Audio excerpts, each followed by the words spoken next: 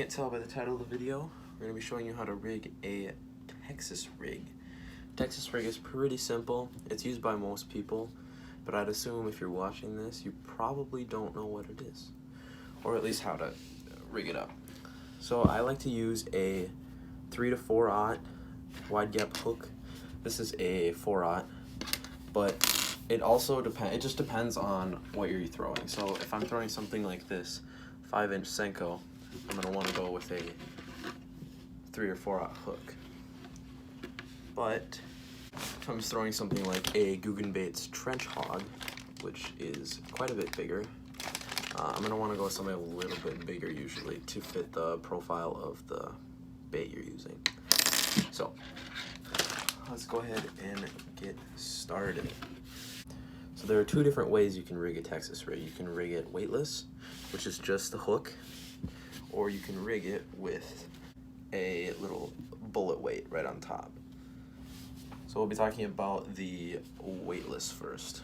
So the weightless is pretty simple. It's just a hook by itself, your wide gap hook, and then you're gonna take a bait of your choosing.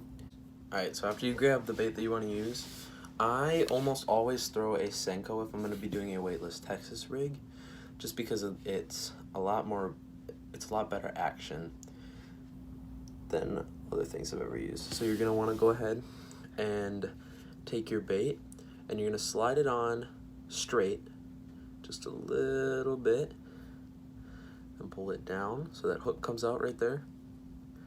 And then you're gonna bring it all the way up to the point here, put it on there straight, like this. Now you're gonna put a kink in your bait, like this, and then slip it straight on that hook. Now you wanna make sure, this is the most important part, so you wanna make sure that your bait is straight, like this, and you just wanna mess with it and see how it looks.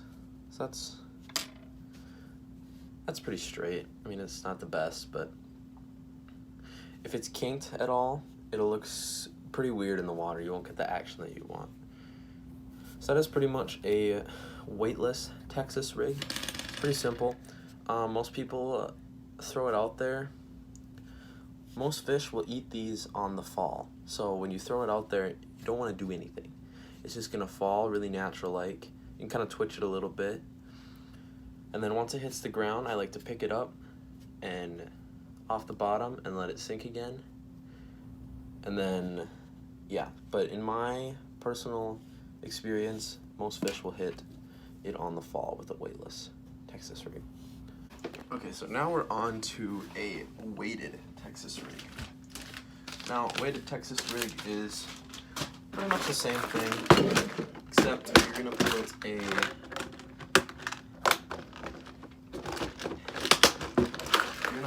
little bullet sinker on the line first. So before you even tie the hook, you're gonna go ahead and slip this on facing this way, and then just kind of let it sit down there on the ground, and then you're gonna go ahead and tie your hook on. Now I already have this preemptively tied, so I'll go ahead and show you what it looks like when it's on there.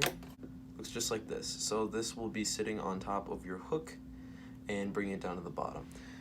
Now this is for more if you're working a little bit deeper water than 2, 3, 4 feet. Actually, I probably would use this in about 4 feet. It just depends on the water clarity.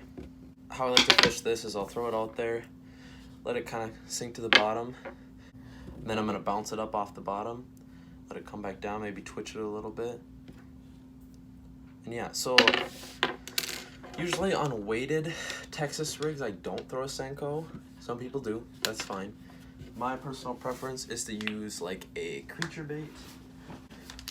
A creature bait like this. I just got this from my local Scheels.